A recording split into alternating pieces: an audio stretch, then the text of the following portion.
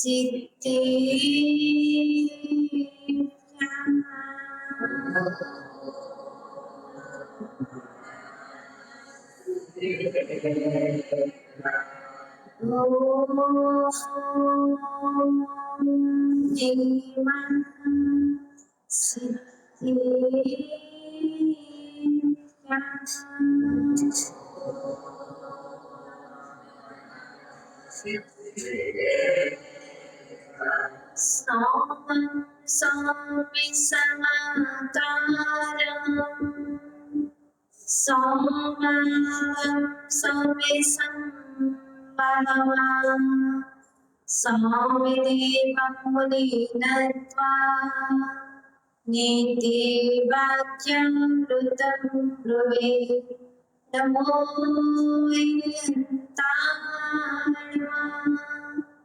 नमो सिद्धाय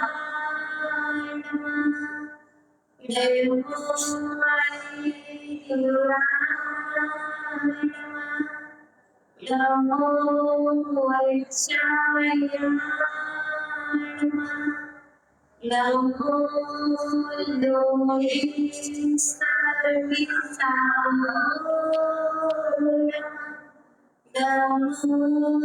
लोये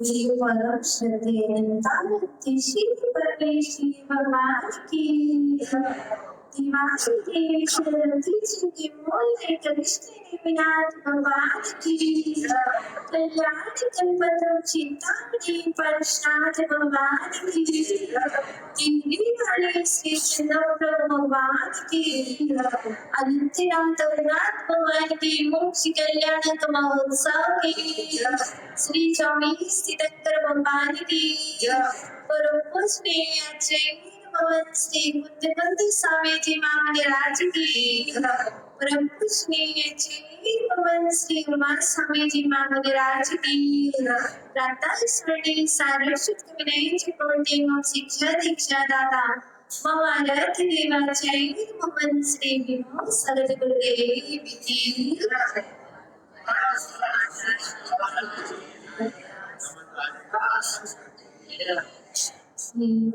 शिववाणी आगमवाणी तीर्थंकरवाणी श्यामवाणी गुरुवाणी तमेव चेतो तमेव चेतो तमेव मम कंठा आगच्छतो आगच्छतो आगच्छतो आइए स्वागत है आप सभी का प्रातःकालीन सत्र में भगवान के एक नहीं दो तीर्थंकर के मोक्ष कल्याणक महोत्सव की पावन पीयूष प्रत्येक वेला में हम सभी भगवान श्री रविनाथ के समो शरण में बैठ करके चिन्वाणी वृषपान कर और मोक्ष कल्याण का विषय क्या है? मोक्ष कल्याण क्यों मनाना? जिसको जिसकी प्यास होती है, जिसे जिसकी भूख होती है, वह उसी का आदर किया करता है। जिसे मोक्ष प्राप्ति का लक्ष्य है, जिसकी जीवन में भूख है कि मुझे भी एक दिन मोक्ष प्राप्त करना है और मोक्ष कल्याण मनाई, जिसके अंदर में इच्छा है कि मुझे ज्ञान प्राप्त करना है, अज्ञान कल्याण मनाई, जिसके अंदर में इच्छा है कि मुझे तपस्या को करना है और तब कल्याण मनाई, और जिसकी इच्छा है कि हमें अपने जन्म को सफल करना है, जन्म जन्म की परिपाटी का नाश करना है, वह जन्म कल्याण मनाए। और जिसे बार बार माँ के गर्भ में नहीं आना, जिसे बार बार गर्भ में नहीं आना, उस गर्भ के दुखों से बचना है, वह भगवान के गर्भ कल्याण को मनाए। अर्थात कौन मनाएगा? गर्भ की रक्षा कौन करेगा? वो तो हम करेंगे, हम करेंगे। भगवान जी के कल्याण कौन मनाएगा? कैसे मनाओगे? क्या गर्भ की रक्षा हम करेंगे, हम करेंगे। कैसे करेंगे? सोते सोते की जाग जाग करके, जाग जाग करके करोगे कि अपनी जगह पर बैठे बैठे करोगे? जाग भी गए और अपनी जगह पर, अपने स्थान पर बैठे बैठे कह रहे हम करेंगे, हम करेंगे। लेकिन आज हम जागे तो है आंखों से, आंखों का खुल जाना वास्तव में जागना नहीं है। जब तक तुम्हारी अंदर में, जब तक आपके अंदर और हमारे अंदर में वो जागृति नहीं आ गई, आत्म कल्याण की भावना नहीं आ गई, तब तक हम जाग कर के भी सोए हुए हैं। और कैसे सोए हुए हैं? जो जागा नहीं है उसे जगाना आसान है। जो वास्तव में सोया हुआ है उसे एक बार जल डालो वो जाग जाएगा, और जो बनावटी सोया हुआ है उसी जो सोकर की जाग करके भी बनावटी सोया है, उसे जगाने के लिए कितना भी हिलाते रहो, कितना भी बोलते रहो, उठने वाला नहीं है। तो आप बताओ, आप कैसे सो रहे हो? वास्तव में सो रहे हो कि जाग करके सोए हो? नहीं, वास्तव में तो नहीं सोए, क्योंकि आप जानते तो बहुत कुछ हो पर मानते नहीं हो। क्या जानते सब कुछ हो कि पाप 5 होते हैं और कल्याण का 5 होते हैं। अब कल्याण की परंपरा को प्राप्त होने के लिए, पंच कल्याण की परंपरा को प्राप्त होने के लिए 5 पापों का तो त्याग करना ही होगा। जब तक 5 पापों का त्याग नहीं होगा तब तक आप और हम पंच कल्याण की परंपरा को प्राप्त नहीं होंगे। भले ही आप महावीर भगवान के कुल में जन्म ले लिया, भले ही 24 तीर्थंकर के अनुयायी बन गए, जानते बहुत अच्छे से कि हिंसा करना पाप है, झूठ बोलना पाप है, चोरी करना पाप है ना? और कुशील अर्थात समझते उस पाप है, परिग्रह जोड़ना पाप है, जानते सब है पर मानते कितने लोग हैं? और ये भी जानते हैं बहवारंभ परिग्रह नारकस्यायुषा,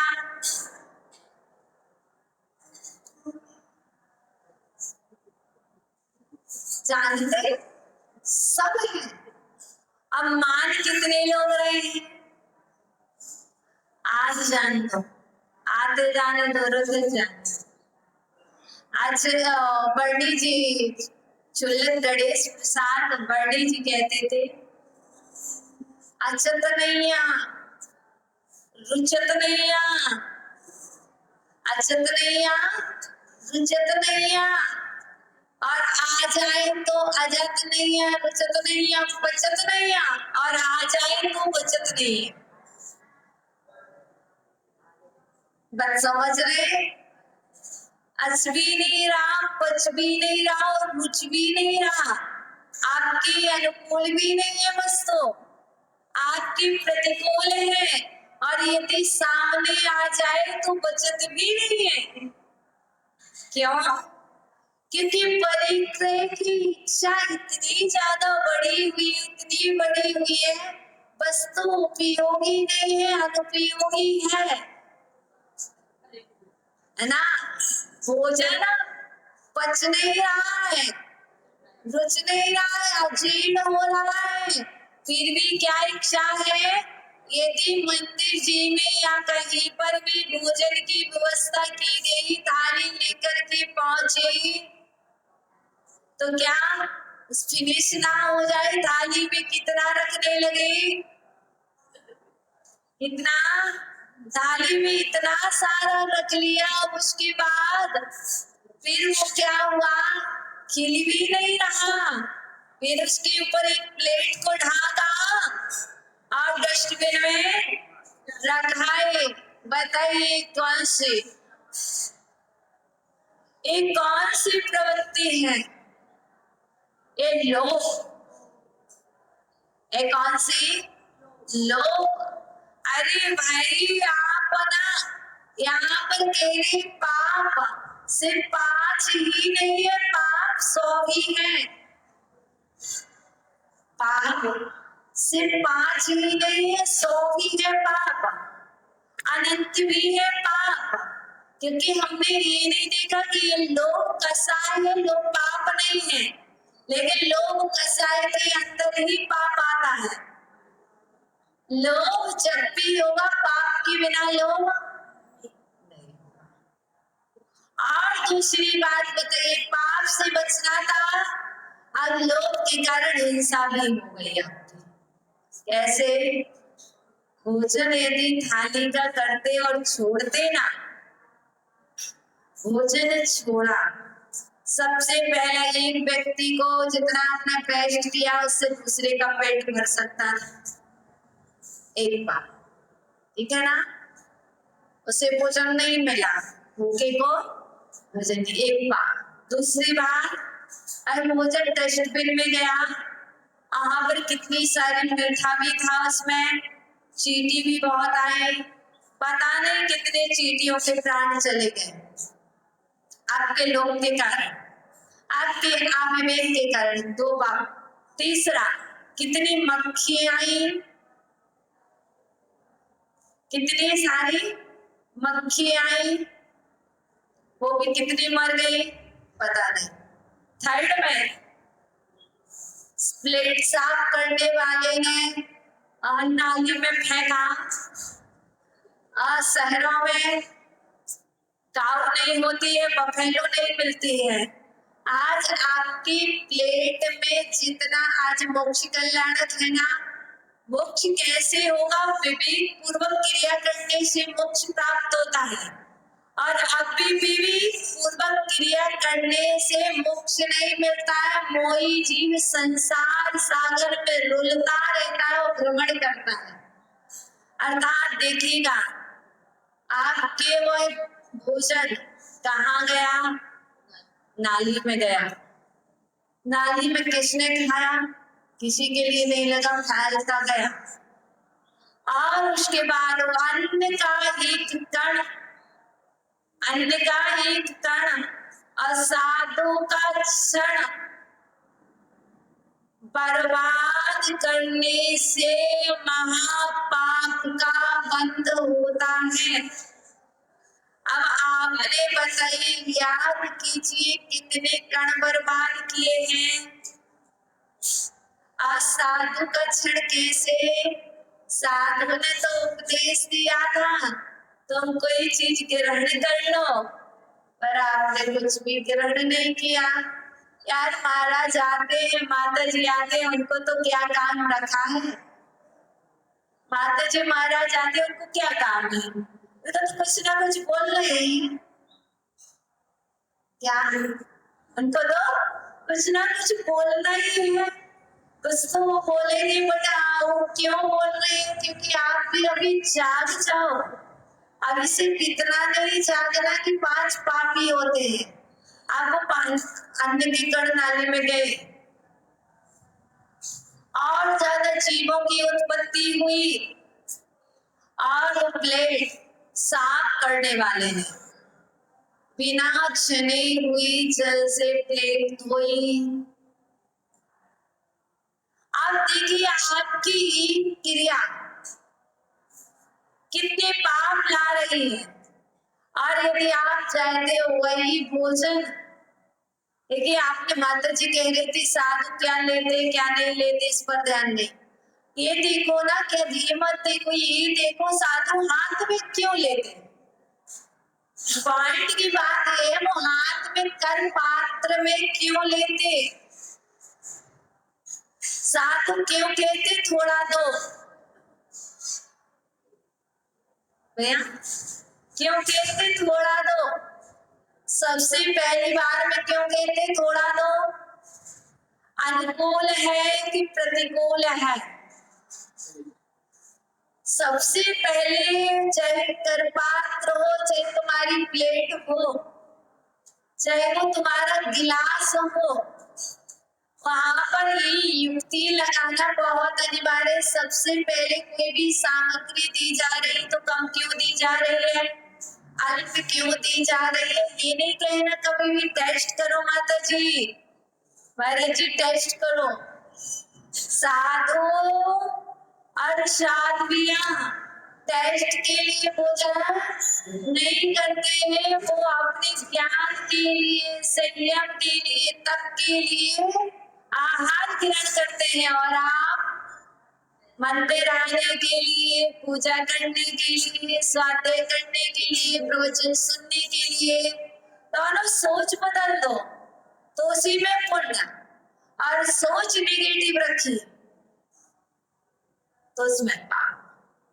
अब भोजन क्या कर पात्र में दे रहे, पहली बार में क्यों कह रहे? मैं तो यूं क्यों करते हो कम कम?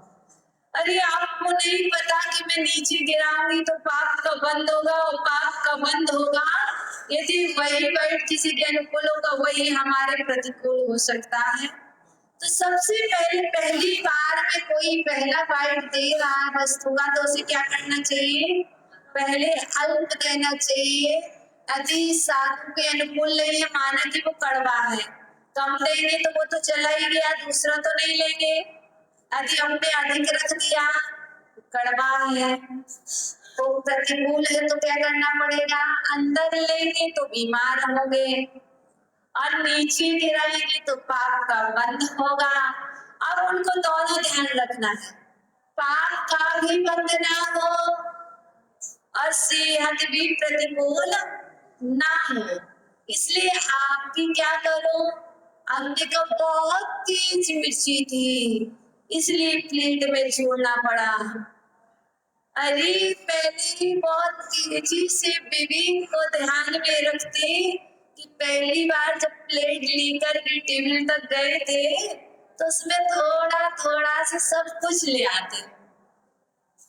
क्या प्लेट में पहले थोड़ा थोड़ा लाते, छोटी छोटी स्पून जितना लाते कि प्रसाद लगाना है, और लाते फिर अनुकूल देख लेते कि मेरे अनुकूल क्या है।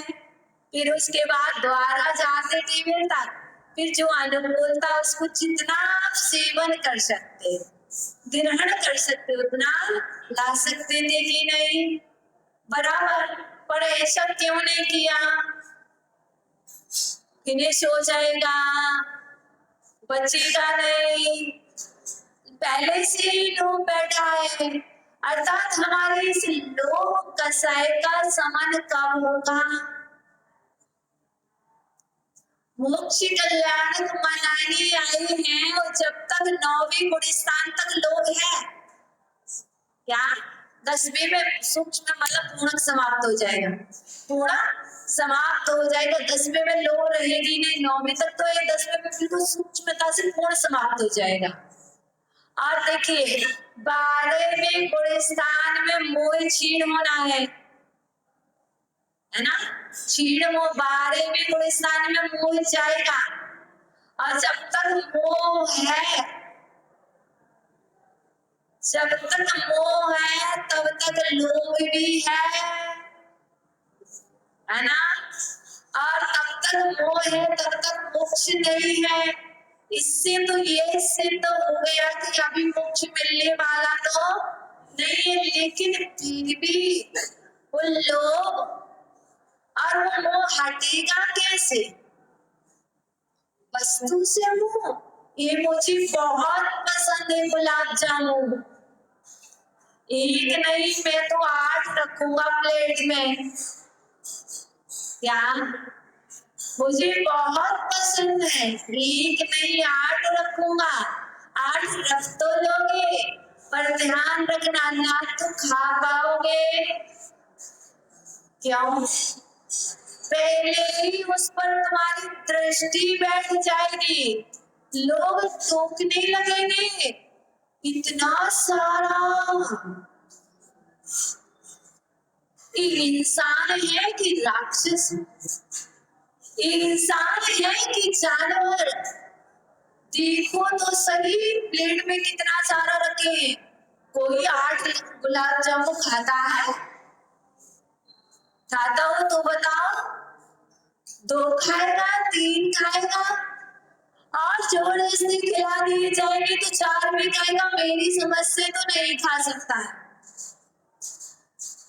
यदि उसे गुलाब जामुन भी खिलाए जाए, कोई वही भी खिलाया जाए तो अधिक खा सकता क्या? नहीं खा सकता, नहीं खा सकता। इतनो इतनो से वो तो खा भी नहीं। क्या? इतना इतनो से हाँ, कंचे के छोटे कंचे के बराबर तो खा भी ले, है ना। और जो एक्चुअल होता है वो बड़ा तो नहीं खा सकता। लेकिन हम और आप है ना, शब्दों को बात को क्या पकड़ते नहीं खा सकता, वो कहते हम खा के दिखाते हैं, वो खा के दिखाते। यहाँ पर मोक्ष कल्याणक में लड्डू क्यों चढ़ा रहा है? उसका उद्देश्य क्या है? अच्छा एक बात बताओ, गुलाब जामुन खाया किसी ने? कभी खाया? अब बोलो क्या कितने लोगों ने खाया? बस तो बताओ। अच्छा खाया। दादाजी गुलाब जामुन कैसा था? गोल होता कि चौड़ा होता कि कैसा होता कि समान होता? गोल होता। अच्छा गोल होता सभी तरह, लेकिन प्राय के गोल ही बनाते, लंबा भी बनाते। चलो लंबा हुआ, गोल हुआ, त्रिकोण हुआ, कोई भी आयताकार कोई भी हुआ। अच्छा ये बताओ, जो गुलाब जामुन है वो किस साइड मीठा है और मीठा कहाँ पे है? उसका कोई और है, कोई छोर है? गुलाब जामुन कहीं से भी खाओ और मीठा ही है ना। और ऐसे मंदिर जी में मोक्ष कल्याण पर लड्डू क्यों चढ़ा रहे? लड्डू को कहीं से भी चखो। अच्छा ऐसा तो नहीं पूरब में अधिक मीठा हो पश्चिम में कम, ऐसा तो नहीं कि उत्तर का मीठा हो दक्षिण का कम मीठा, ऐसा तो नहीं है। चारों ओर से परितः सर्वदा सभी ओर से, ऊपर से नीचे से, नैऋत्य से, वायव्य से, अग्नि से, ईशान से, पूरब से, पश्चिम से, उत्तर से, दक्षिण से, कहीं से भी चखो वो मीठा मीठा है। जिस दिन लड्डू की तरह हमारा जीवन सर्वथा मधुर हो जाएगा, उस दिन हमारे लिए मोक्ष हो जाएगा। आज तो क्या है, अपने मिले तो हाय हेलो, परिचित के मिले तो व्यवहार अच्छा है, और अपरिचित मिले तो व्यवहार अधूरा है। क्या? अपनी मिले तो व्यवहार पूरा है और दूसरी के मिले तो व्यवहार अधूरा है।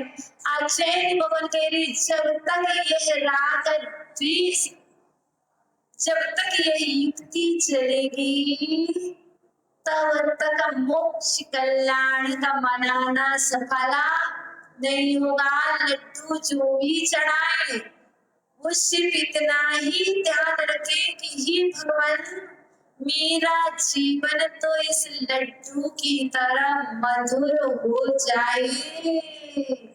इसलिए मैं मोक्ष कल्याण को मनाने आया हूँ। लड्डू गोल इसलिए है जब तक आप सुन्न नहीं होंगे। क्या? जब तक आप सभी क्रियाओं से शून्य नहीं होंगे, सभी जब तक आपकी सोच शून्य नहीं होगी तब तक मोक्ष होगा ही नहीं। कितने भी लड्डू चढ़ा लेना। और विवेक यह है कि लड्डू मीठा है तो जीवन भी मधुर होना चाहिए। और ये ध्यान रखना, लड्डू को कहीं भी नहीं छोड़ते। क्यों?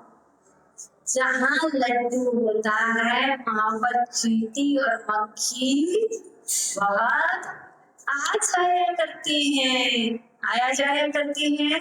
उसी तरह जब आपका जीवन मधुर होगा तो आपके पास संसार में रहने वाले जीव यूं ही चींटी और मक्खी की तरह पीछा करते रहेंगे। अभी तो क्या कर रहे हैं? दूर भागते जा रहे हैं, दूर भागते जा रहे हैं। क्यों? क्योंकि अभी हम जीवन को मधुर नहीं कर पाए।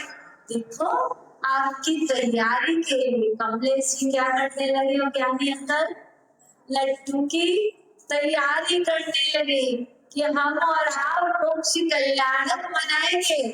और ऐसे नहीं मनाएंगे। आज यदि लड्डू चढ़ाएंगे तो पहले सोच करके चढ़ाएंगे कि भगवान जी आज से संकल्प कर रहे हैं कि पहले तो थाली में कोई भी भोजन छोड़ेंगे नहीं। कोई क्या कहेगा? सबसे बड़ा डर क्या होता? कोई क्या कहेगा यदि पूरा कोई निकल लिया तो। जब भी बर्थडे पार्टी में जाते थे, जब छोटे थे, बच्चे थे, किसी की पार्टी में जाते सभी लोग छोड़ते तो क्या सोचते थे? कोई क्या कहेगा? यदि नहीं छोड़ा तो लोग कहेंगे इसको घर पे मिलता नहीं है। क्या सोचने में? नहीं, कोई क्या कहेगा इससे मुझे कोई फर्क नहीं पड़ता है। आपकी चिंता है तो पहले से ही कहूँ।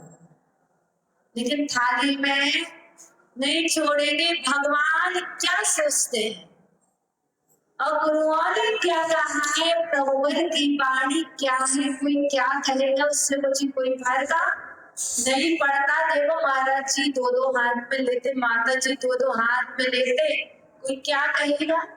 इनकी फूफा एक हाथ से नहीं मिटती, ये दो हाथ से लेते।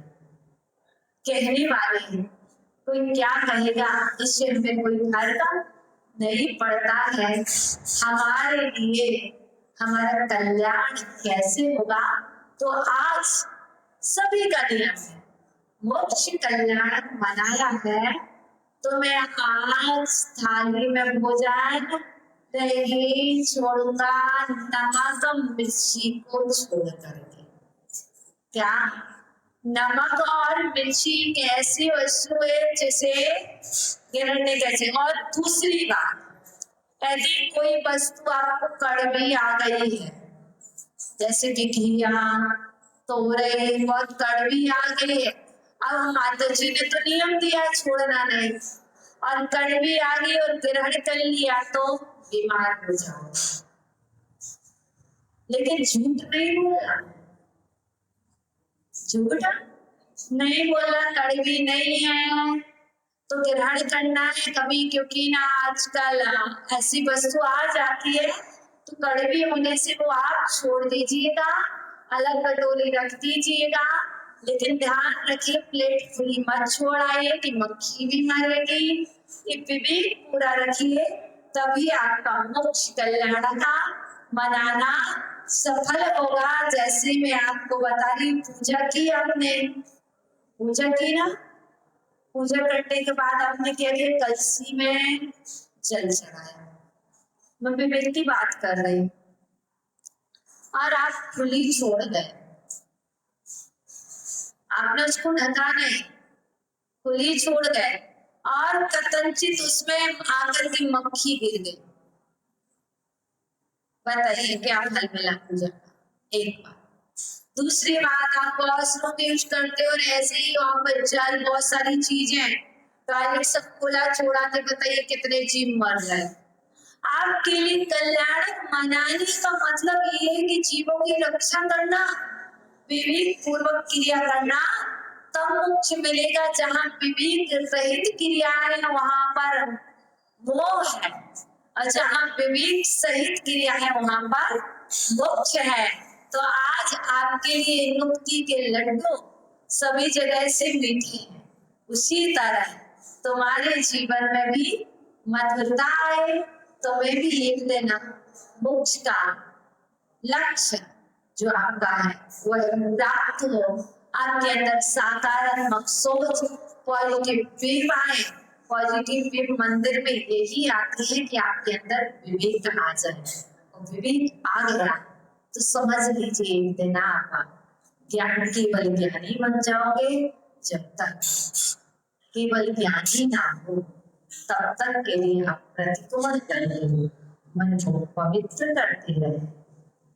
तो आप विवेक पूर्वक क्रिया करें। अभी तक जो जो भी पाप किए हैं, जो थाली में भोजन छोड़ा एक पाप, किसी को कुछ कह दिया दो पाप, है ना, बहुत सारे ऐसे पाप। तो विवेक पूर्वक याद करते हुए, मन में घृणा लाते हुए, पश्चाताप करते हुए प्रतिक्रमण कर, तो आज ही पाप से मुक्त हो जाओ। तो आओ आप बनाओ, मैं सभी जीवों को क्षमा करता हूँ, उनको भी जिनको लिए तुम्हारे कारण भोजन नहीं मिला था, अपन ने फेंका था उन्हें नहीं, उनको भी क्षमा करना। सभी जीव मुझे क्षमा करें, मेरी सभी जीवों से मित्रता है, किसी से भी भेदभाव नहीं है। हे भगवान, यदि मेरे द्वारा अज्ञान के वश करके, अहंकार के वश करके कोई अपराध हो गया हो, तो इस जिनालय में निवास करने वाले समस्त देवतागण मेरी अपराधों को क्षमा करें, सद्बुद्धि दें। नमोस्तु भगवान, नमोस्तु अच्युत भगवान। दोनों माता जी